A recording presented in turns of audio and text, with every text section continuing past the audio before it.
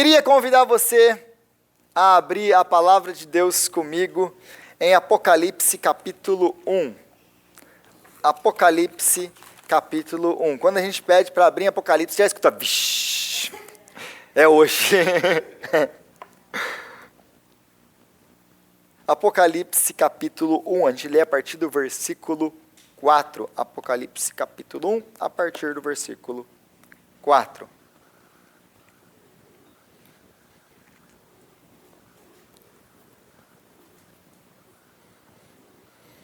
Eu creio que todo mundo achou. Apocalipse capítulo 1, versículo 4. Temos bastante jovens aqui, os meninos já estão lá na sexta-feira, toda sexta-feira, mas eu acho que é a primeira vez deles aqui em Low. Alguns deles, porque o Natal já está aí 4 do dia. Vocês são muito bem-vindos, galera. Deus abençoe vocês. Alguém falou comigo? Não? Foi só o celular mesmo? Foi um celular, uma mãe eletrônica? A Siri falou. Vocês são muito bem-vindos, jovens. Todo mundo achou, então? Apocalipse capítulo 1, versículo 4.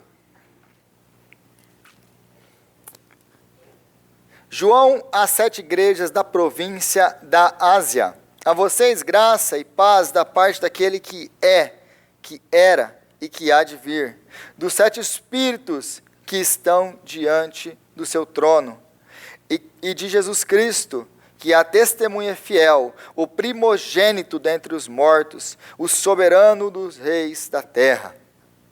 Ele nos ama e nos libertou dos nossos pecados por meio do seu sangue, e nos constituiu reino e sacerdotes para servir a Deus, o seu Deus e Pai. A Ele sejam glória e poder para todo o sempre. Amém. Eis que ele vem com as nuvens e todo olho o verá, até mesmo aqueles que o transpassaram, e todos os povos da terra se lamentarão por causa dele. Assim será. Amém. Eu sou o Alfa, o Ômega, diz o Senhor Deus, o que é, o que era e o que há de vir, o Todo-Poderoso. Eu, João, irmão e companheiro de vocês no sofrimento, no reino e na perseverança em Jesus Cristo, estava na ilha de Patmos por causa das palavras de Deus e do testemunho de Jesus. No dia do Senhor, achei-me no Espírito e ouvi por trás de mim uma voz forte, como de trombeta, que dizia: escreva num livro o que você vê e envie estas 7 igrejas: Éfeso, Esmirna, Pérgamo, Tiatira, Sardes, Filadélfia e Laodiceia. Voltei-me para ver quem falava comigo.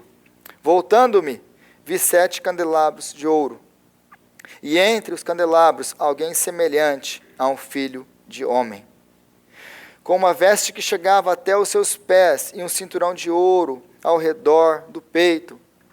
Sua cabeça e os seus cabelos eram brancos como a lã, tão brancos quanto a neve, e os seus olhos eram como chama de fogo.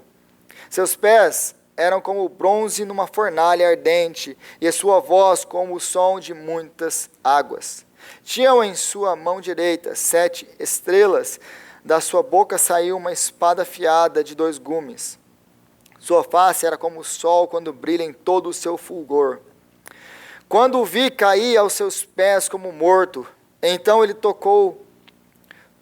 colocou a sua mão direita sobre mim e disse: não tenha medo, eu sou o primeiro e o último, sou aquele que vive.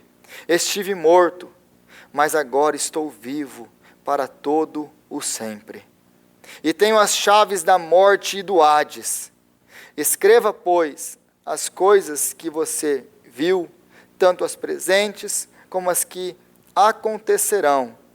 Este é o mistério das 7 estrelas que você viu em minha mão direita e dos 7 candelabros. As 7 estrelas são os 7... As 7 estrelas são os anjos das 7 igrejas, e os 7 candelabros são as 7 igrejas. Amém? Amém. Palavra de Deus. Hoje nós começamos uma série de mensagens no livro do Apocalipse, diferente do que eu estou fazendo na terça-feira, que eu estou indo versículo por versículo. Por exemplo, isso aqui já seriam 4 semanas da terça-feira. Só essas palavras que a gente acabou de ler. Você pode perguntar para quem está vindo na terça-feira. Eu quero fazer uma série de mensagens apenas nas 7 igrejas. Nós só vamos estudar as 7 igrejas. Qual é a mensagem de Jesus Cristo para a sua igreja? E é isso que a gente vai fazer nas próximas semanas. Se você não estava aqui, semana passada a gente terminou o livro de Romanos, cobrimos todo o livro de Romanos, foram, se eu não estou enganado, 6 meses em Romanos. Então a gente conseguiu cobrir um pouquinho de Romanos nesses últimos 6 meses. Eu não vou ficar 6 meses em Apocalipse, como eu disse, vou cobrir só o capítulo 1, 2 e 3, que é essa parte das 7 igrejas. E a primeira coisa que a gente precisa entender, antes de eu começar a falar, porque, mas se é das 7 igrejas, vamos já começar de Éfeso, no capítulo 2. Mas aqui tem uma introdução ao que está acontecendo. Então a gente não pode pular sem entender essa introdução, o que está acontecendo. Então, a mensagem às 7 igrejas. E os números são importantes em Apocalipse. Número é importante em Apocalipse. Por quê? Porque os números contêm mensagem em linguagem apocalíptica. O número 7, ele é um número que representa o quê? Completude. É um número que representa aquilo que é completo, aquilo que é perfeito. É por isso que você vai ver, por exemplo, nós acabamos de ler aqui no texto, os 7 espíritos da parte de Deus. Então Deus tem 7 espíritos, já não bastava ser trino, agora tem 7 espíritos. Então é o Pai, o Filho e 7 espíritos. Não. Então, se você entender a linguagem de Apocalipse, você vai entender que os 7 espíritos se referem ao Espírito de Deus. Então é muito importante nós entendermos isso. Por que é muito importante? Porque a gente faz algumas perguntas. O que está acontecendo aqui? Por que Jesus está mandando as suas cartas às 7 igrejas? Por que não às 8 igrejas? Por que não às 10 igrejas? Porque se você parou, e se você conhece um pouquinho da Bíblia, você sabe que essas igrejas da Ásia Menor são fruto do ministério do apóstolo Paulo. É o apóstolo Paulo que vai plantar igrejas na Ásia Menor. Então, tem outra igreja muito importante que não está aqui, e inclusive nós temos o quê? Temos uma carta na Bíblia do apóstolo Paulo para essa igreja, que é a igreja de Colossos. A carta aos Colossenses, que é muito próxima dessas igrejas. Então, por que Jesus ignora essa igreja? Não, eles não eram uma igreja em Cristo. Eles não estavam no Senhor. É por causa disso? Não, é porque, mais uma vez, os números são importantes em Apocalipse. A mensagem às 7 igrejas, elas são igrejas históricas que realmente existiram no primeiro século, que João estava mandando cartas literais para essas igrejas? Sim. Mas essa mensagem às 7 igrejas é uma mensagem apenas às 7 igrejas do primeiro século? Ou existe aqui uma mensagem para a sua igreja hoje? Jesus estava preocupado apenas com a igreja do primeiro século? Ou ele estava preocupado com sua igreja durante a história, através da história? Então, essas 7 igrejas, elas representam, muito diferente de como alguns entendem, elas não representam períodos diferentes da história do cristianismo. Porque algumas pessoas interpretam as 7 igrejas dessa maneira. E é um equívoco interpretar dessa maneira. Por quê? Porque, como a gente vai ver quando a gente começar a entrar, geralmente essa interpretação vem daquele entendimento apenas ocidental, que é tá vendo? A igreja hoje ela não passa por nenhuma perseguição, a igreja está confortável, a igreja está rica e etc. Então, nós somos, se você virar aí a sua página, nós somos a última igreja. Nós somos a igreja de Laodiceia. Por que nós somos a igreja de Laodiceia? Não, porque Jesus está à porta e bate. Mas a pergunta que eu geralmente sempre faço com relação a esse tipo de interpretação é: e como que você interpreta a igreja do Oriente? Como que você interpreta a igreja do Oriente Médio, a igreja na China, a igreja na Coreia do Norte, a igreja em outros lugares, que não sabem o que é outra coisa senão perseguição? Em que fase que eles estão? Porque eles não se encaixam nesse tipo de interpretação. Então, a carta às 7 igrejas, elas são cartas de Jesus Cristo para a sua igreja durante qualquer época. Porque em qualquer época nós vamos ter crentes e igrejas vivendo exatamente como essas igrejas. E ao contrário do que muitas pessoas pensam, a carta às 7 igrejas não são cartas apenas para o primeiro século. Elas têm relevância para nós hoje. A carta, Jesus, da mesma maneira que toda a Bíblia fala com a sua igreja hoje, o Apocalipse não é diferente.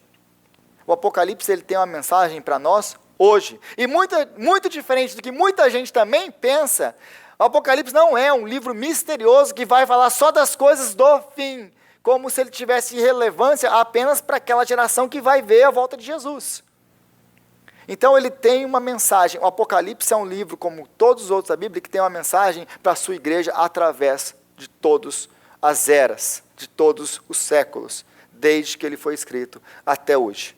E nunca mudou isso. Então, nós não temos essa diferença entre, então é uma mensagem para o passado, é uma mensagem para a igreja do primeiro século? Sim. É uma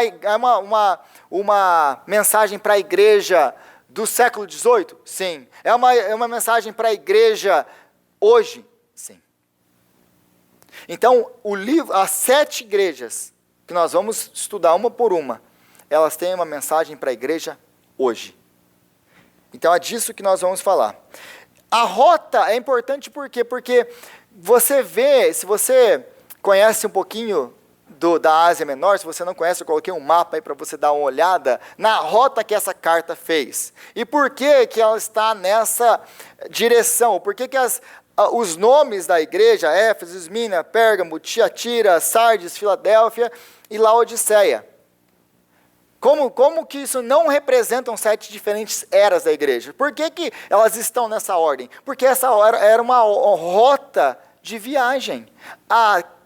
As cartas, naturalmente, elas percorreriam esse trajeto até chegar a Laodiceia. Porque, se você se lembra, João está numa ilha chamada Patmos. Ele está lá isolado por causa do testemunho de Jesus Cristo. Ele era um prisioneiro, era comum naquele tempo, Roma, ele exilar os seus prisioneiros em ilhas e deixá-los lá. Eles muitas vezes não matavam, eles exilavam eles. E João estava lá por causa do testemunho de Jesus Cristo. Então, mandando essas cartas, possivelmente o trajeto que ela faria é entrar por Éfeso, que era o maior porto da Ásia, e começar a seguir por terra, passar por Esmirna, Pérgamo, até porque tem um banco de montanhas ali. Então ele vai fazer essa volta até chegar na última, que é Laodiceia. Então é esse o trajeto que nós faremos. Essas cartas, se você ler com atenção, você vai ver que todas elas têm o mesmo padrão. Tem um padrão. Qual é o padrão? É apresentada uma referência de Jesus na visão inicial. A gente acabou de ler aqui descrições que João dá do que ele vê quando ele vê Jesus. Aquele que tem espada de 2 gumes saindo da boca, os olhos de fogo, e os cabelos brancos. Aí tem essas descrições. E tem uma pintura interessante que descreve isso, literalmente isso. Ela vai descrever de uma maneira literal. Talvez eu consiga trazer essa pintura para vocês. De quem é Jesus nesses termos de João. Então ele vai, nas cartas, você vai ver que Jesus ele vai ter a referência a algum desses atributos, dessas qualidades que foram descritas no capítulo 1. Em segundo lugar, vai oferecer conforto deixando claro que ele é o soberano, e está no controle, ele conhece a sua igreja, conhece a condição da sua igreja. Em terceiro lugar, ele condena ou elogia a igreja pela sua conduta, porque ele conhece a condição da igreja, então ele sabe as suas obras, os seus atos, ele conhece a sua igreja. Então, a partir disso, ele vai elogiar a sua igreja ou condenar a sua igreja. E em quarto lugar, ele vai dar uma promessa à obediência futura. Se vocês se mantiverem fiéis ao vencedor, darei. E essas promessas é interessante que você vai para o finalzinho, lá Apocalipse 21, você vai ver o quê? Aquelas promessas que ele prometeu às 7 igrejas. Então não é que, porque eu já vi isso também, ao vencedor, aquela igreja, eles vão ganhar uma pedrinha branca. Aquela outra igreja vai ganhar a coroa da vida. Aquela outra igreja vai ganhar isso. Não, isso aqui, mais uma vez, ele não está falando a uma específica igreja. Que eles, isso aqui, é a característica dessa época, esses crentes desse determinado tempo vão receber esse galardão. Aí você vê no final do Apocalipse, você vai ver que a igreja, aos vencedores, todos eles vão receber o quê? Receber aquilo que Jesus está prometendo para as 7 igrejas. Todos receberão aquilo que está prometido nas 7 cartas. E aí nós temos 3 problemas em geral que nós vamos ver bem detalhadinho durante as próximas semanas, que são falsas doutrinas, perseguição ou complacência. Esse aqui é um ou outro, geralmente. Então, nós temos falsas doutrinas, perseguição ou complacência. O que é complacência? É aceitar, é você entrar no espírito da sua era. É você... Nós, quando tem aquele famoso... Nós usamos converteu. O que é converter? É ir contra. O complacente é o cara que vai junto com a correnteza. Então... O que está acontecendo aqui? Antes da gente entrar nas 7 cartas e falar das 7 cartas, a gente precisa entender, então, esse contexto histórico. O que está acontecendo para poder interpretar? Uma coisa, a base para interpretar Apocalipse. Como que eu interpreto o livro do Apocalipse? Eu não interpreto com filme de Hollywood. Eu não interpreto com Deixados para Trás. Eu não interpreto ele com achismo, com o que eu acho. Bíblia se interpreta com Bíblia, porque a própria Bíblia, ela se interpreta, ela nos traz luz. No caso do Apocalipse, nós usamos também, como todo o texto bíblico, o contexto histórico-cultural. O que está acontecendo ali? Para você poder... ele está comunicando em linguagem humana num determinado período de tempo. Por exemplo, se eu falar para vocês aqui, usar um símbolo, o que é uma pomba branca? Eu precisei falar mais alguma coisa? Uma pomba branca representa a paz. Se eu falar, sei lá, alguma pessoa soltou a pomba branca de uma maneira simbólica, eu preciso explicar o que ela fez? Qualquer pessoa aqui vai entender. Se eu falar isso para João no 1º século, ele vai entender isso? Não. Eles não usavam pomba branca como símbolo de paz. Então, eles não vão entender. Então, muito do que João está escrevendo aqui, ele está escrevendo aos seus contemporâneos. Aliás, tudo do que ele está escrevendo aos seus contemporâneos, que iriam entender aquilo que ele está simbolizando através disso aqui. E muito do que ele está escrevendo, aliás, mais uma vez, tudo que ele está escrevendo está baseado na palavra de Deus no Antigo Testamento. Se lembre que não tinha Novo Testamento com João. Ele está escrevendo o Novo Testamento. Então, ele está todo fundamentado na palavra de Deus e no seu contexto histórico-cultural, no tempo que ele vivia. Então, se eu quero entender, eu preciso entender essas coisas, para eu poder interpretar o livro do Apocalipse, para não sair falando barbaridades. Né? E a primeira pergunta que talvez a pessoa, no tempo de João, ela estaria fazendo na sua cabeça é: será que Deus está no controle mesmo? Será que Deus está realmente no controle? Porque é muito diferente de nós, e é muito importante você entender isso, a igreja do primeiro século não parecia nada com a igreja do século 21. Nada com a nossa igreja. Por quê? Porque a igreja no primeiro século, ela era uma minoria dentro das minorias. Ela era minúscula, muito pequena. Então era uma igreja perseguida, uma igreja pobre, que não tinha muitas pessoas, apesar de ter sido espalhada por todo o Império Romano. Então, o que acontece? Chega esse apóstolo Paulo e começa a dizer que Jesus é o Kyrios, que ele é o Senhor. E Kyrios era um título usado para o imperador romano. Ele era o Kyrios, porque o Kyrios é o supremo Senhor. Ele tinha esse título. Agora, ele chega falando que não, o Kyrios não é o imperador, o Kyrios é Jesus Cristo.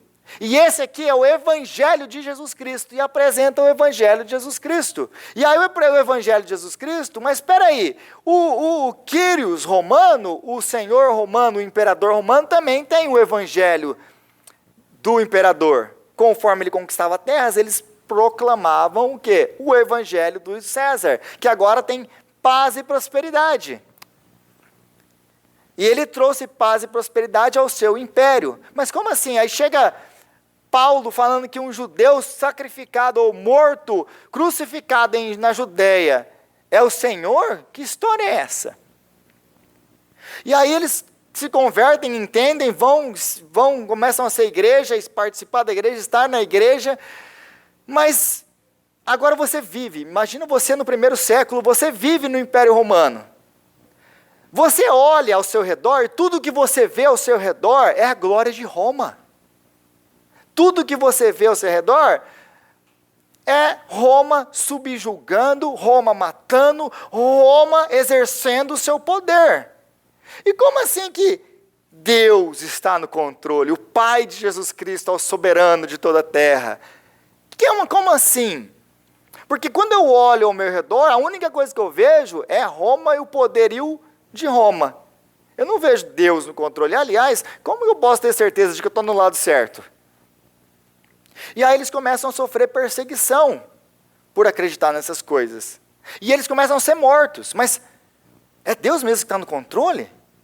Ô João, é mesmo Deus? Porque o que eu estou vendo não é Deus no controle.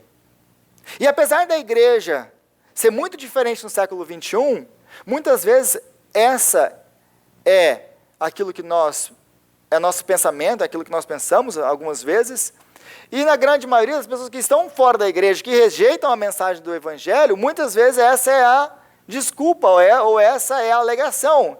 Como assim Deus? Se Deus ele é todo poderoso, se Deus é amor, por que ele não acaba com o mal? Se Deus é amor, se todo é poderoso, por que a gente vê essas tragédias, a gente vê essas coisas que a gente vê na televisão, todo santo dia? Porque quando a gente olha para o mundo aí fora, gente, não parece muito assim que Deus está ganhando. Parece? A gente olha assim, peraí. Se a gente não tem a nossa base aqui, a gente olha e começa a acreditar. É verdade, não está parecendo muito que Deus é o controlador, o sustentador, o soberano de tudo isso aqui. Porque quando a gente vê as barbaridades que nós, seres humanos, fazemos uns com os outros, e tudo que está acontecendo no mundo, parece que quem está ganhando é Satanás. Contudo, o Apocalipse é esse convite de Deus para nós, de nos tirar da nossa perspectiva, do nosso mundinho, para olhar esse mundo como Ele vê. Ah, João, você quer enxergar o mundo, você quer entender, você quer saber se eu estou mesmo ganhando. Você não está muito, ou vocês não estão muito confiantes do que eu estou fazendo? Vem para cá que eu quero te mostrar a sua história, o seu mundo, a partir da minha perspectiva. Então o Apocalipse é esse convite de Deus para nós, todos nós, para olharmos o mundo a partir da perspectiva dele. Porque quando olhamos o mundo a partir do nosso umbigozinho, aí a gente olha ao redor e fala, é verdade. Aí vem aquele ateu infeliz para te falar assim, tá vendo? Seu Deus não é todo poderoso. Se fosse, não dava isso, não dava aquilo. Mas Jesus ainda não voltou para julgar. Jesus ainda não voltou para estabelecer sobre a terra o seu reino eterno. Então, isso é o livro do Apocalipse. Não é um livro de mistério, de catástrofe, esses filmes que a gente geralmente vê, Apocalipse Now. E aí é um filme lá de desastre e tudo que lá. Tem as pragas? Tem. Para o mundo que não se converteu, não para a igreja. Então, nós temos esse chamado de Deus para o quê? Para poder olhar o mundo a partir da perspectiva de Deus. Esse é o chamado do livro do Apocalipse. Aí a gente entra aí no versículo 4 e diz assim: às 7 igrejas da província da Ásia, a vocês graça e paz da parte daquele que é, daquele que era e daquele que há de vir, dos 7 espíritos que estão diante do seu trono, e de Jesus Cristo, que é a testemunha fiel, o primogênito dentre os mortos, e o soberano sobre os reis da terra. E a gente está tão acostumado, e a gente se cumprimenta às vezes com a graça e a paz do Senhor Jesus. E a gente vê aqui então, Jesus saudando com a graça e com a paz. O porquê? Talvez a gente repete essas coisas como um jargão, e a gente muitas vezes não entende do que a gente está falando. O porquê que a igreja tem que ser saudada com graça e com paz? Porque se o contexto que eles estão sofrendo ou vivendo é de sofrimento, é de perseguição, eles precisam de graça para suportar os sofrimentos. Porque nós, por nós mesmos, nós não conseguimos suportar nada. Nós precisamos da graça de Deus. É Deus quem nos dá graça todos os dias, para poder suportar qualquer coisa. Nós não podemos suportar os nossos fardos. Se Ele não nos sustentar em graça, nós não podemos fazer nada. É por isso que Ele cumprimenta a igreja com a graça de Deus. Por quê? Porque nós precisamos da graça dEle a cada segundo da nossa vida, para suportar essa vida, para nos manter firmes, para conseguir nos empurrar para frente, para a gente poder andar pela graça. E com a paz de Deus. Por que a paz de Deus? A paz que nós temos em meio às circunstâncias adversas da vida.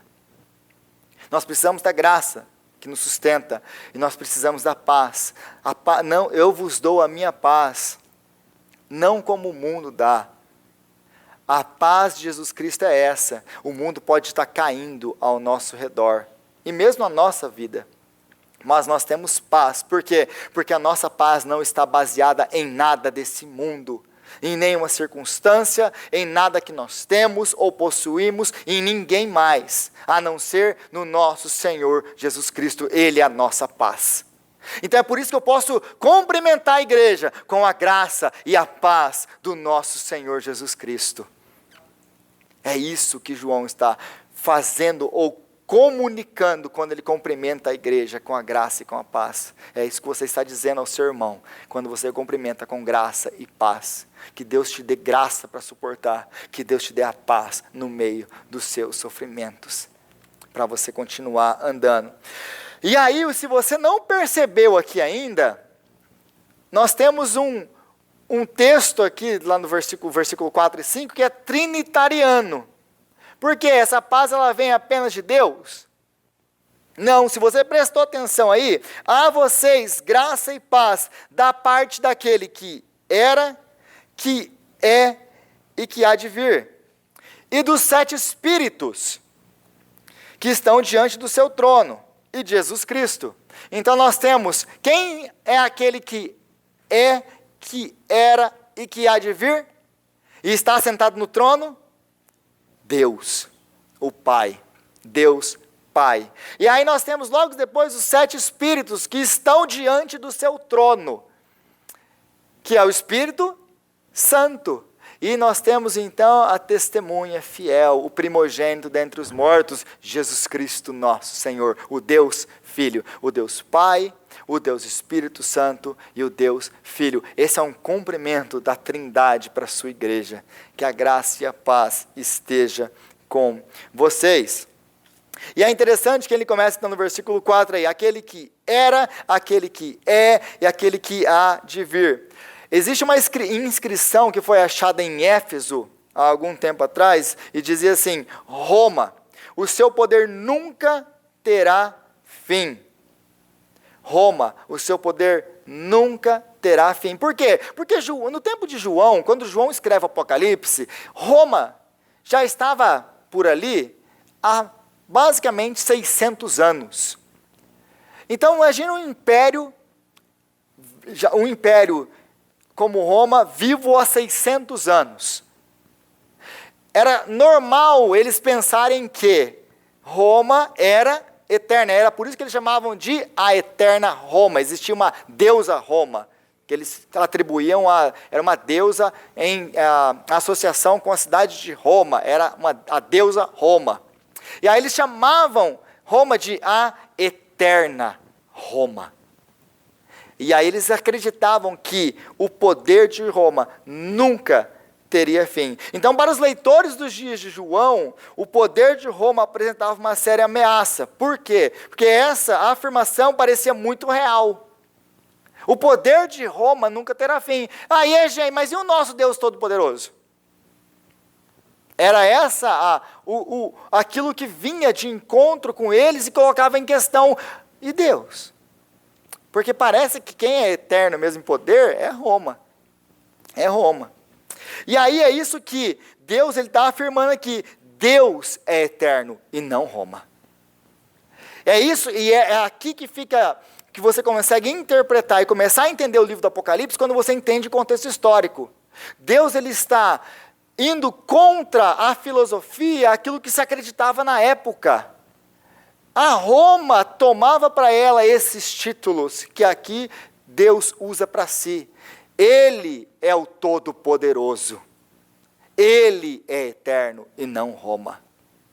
E aí ele vai falar, ele é aquele que é, aquele que era e aquele que há de vir. Porque na filosofia grega, se você for estudar isso, já existia isso. Mas o que eles diziam para outros deuses era aquele que é, aquele que era, aquele que é e aquele que será. Porque eles falavam que os deuses eram o quê? Imutáveis. Os deuses eles não se moviam e não mudavam.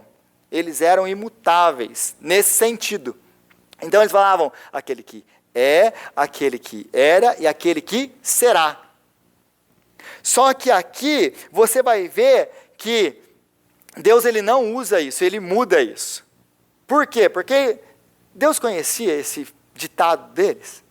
Deus é aquele que é, aquele que era e aquele que há de vir, porque o nosso Deus não é um Deus estático, ele é um Deus que ele entra na história, e ele vai mudar, ele vai transformar, ele vai agir, ele é o Deus que intervém na minha e na sua história. Ele não é um Deus estático, que está observando o mundo passar, o tempo passar. Ele é o Deus que era, ele é o Deus que é, e é o Deus que intervém.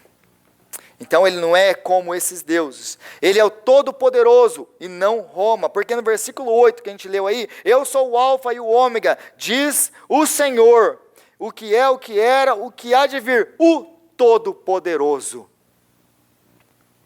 Então ele vai dizer, porque eles acreditavam que a Roma era poderosa, o poder de Roma, os deuses romanos, o panteão, mas ele fala assim, eu sou o Todo-Poderoso.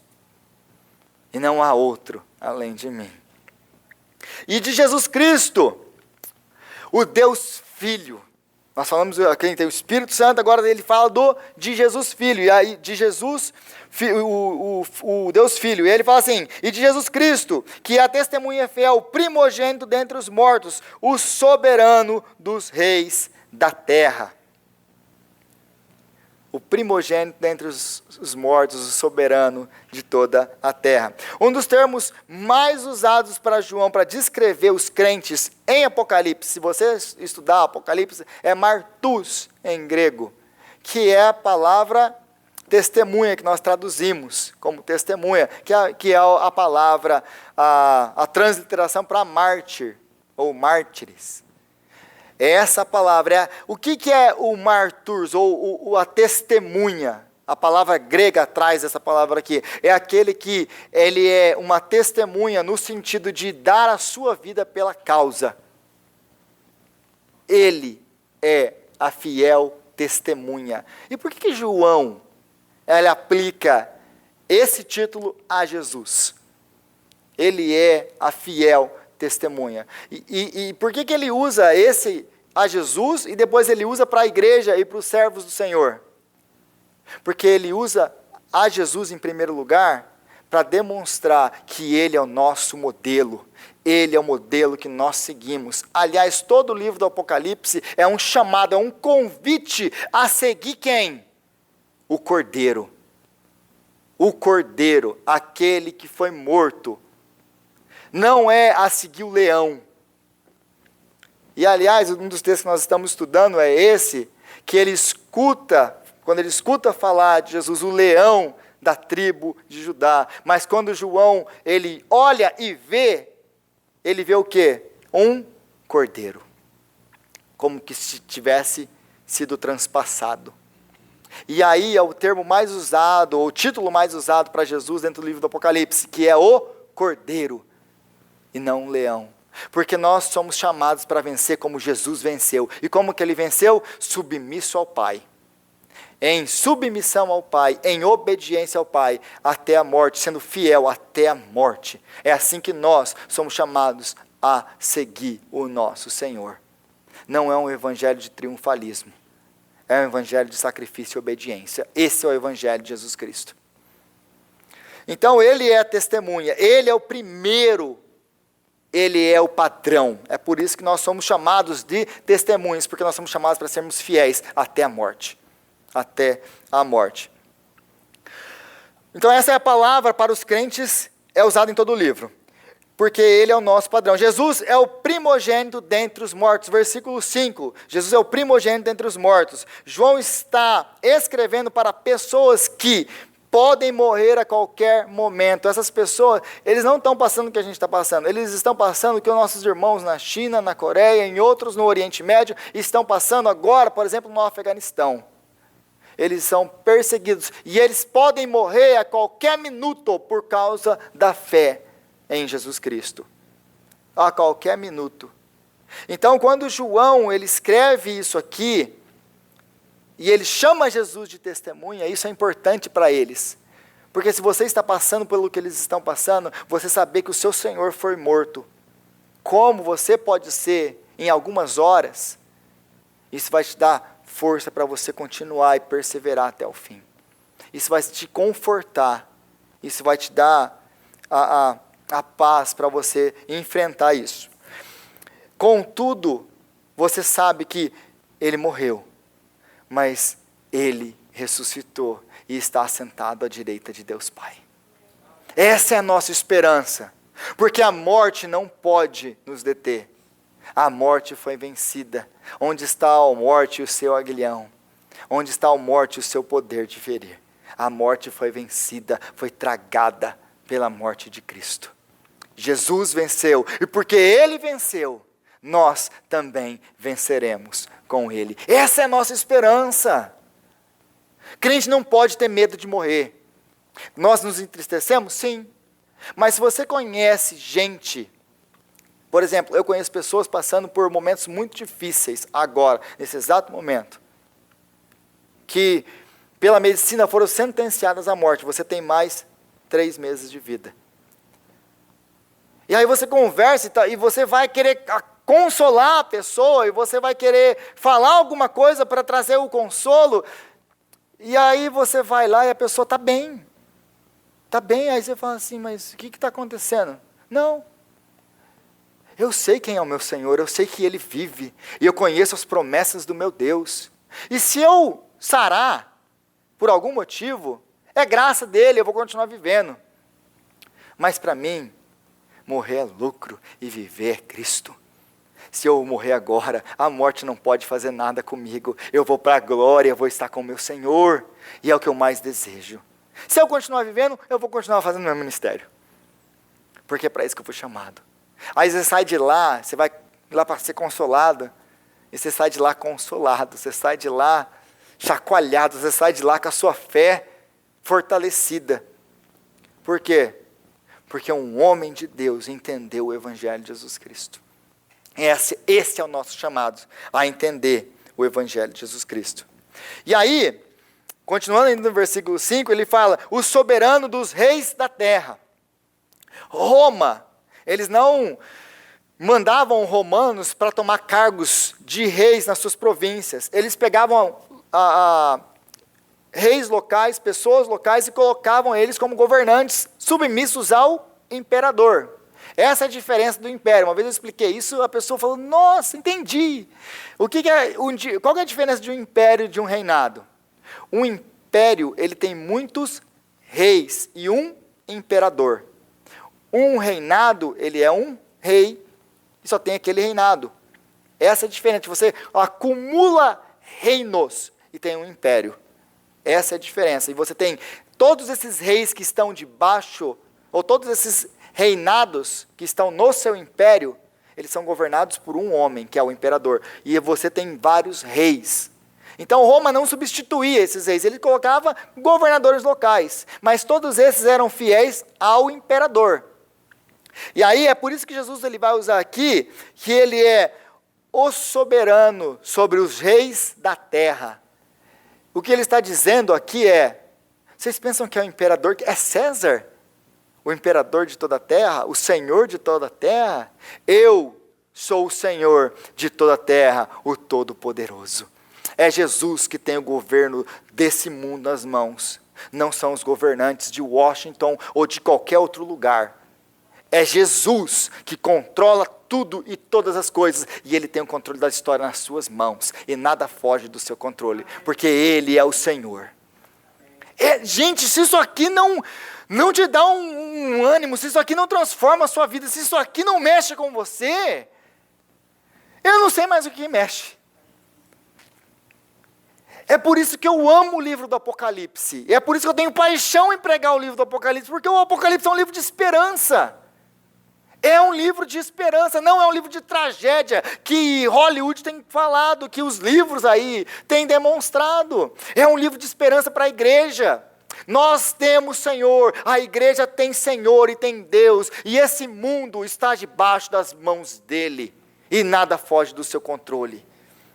O nosso Deus reina soberano sobre tudo e sobre todos.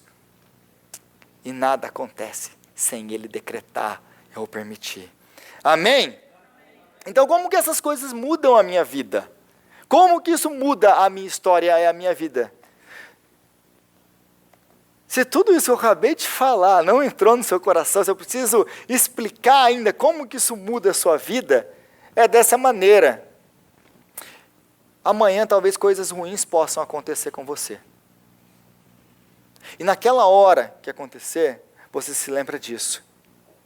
O meu Deus se assenta no trono e é soberano sobre tudo e sobre todos. E nada acontece sem Ele permitir que aconteça. Nada.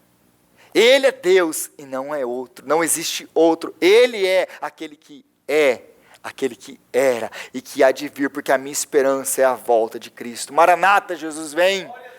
Vem. Estabeleceu o teu reino de paz e justiça sobre essa terra. Sobre essa terra. Isso aqui muda a minha história, muda o meu jeito de ver a vida. Porque a minha vida não é aqui e agora. O mundo está caindo à parte. Está caindo à parte. Pecado, destruição, morte, roubo. Satanás está ganhando. Não. Olhando aqui dessa perspectiva terrena, talvez você consiga chegar nessa conclusão. Mas quando você é chamado por Deus para olhar esse mundo a partir da perspectiva dele, a sua visão é transformada. o seu mundo muda, a sua alegria de viver é outra. Como que isso transforma, como que isso muda a minha vida? Isso me traz alegria para viver. Eu posso saber que tem um Deus no céu que cuida de tudo. Ele é o bom pai.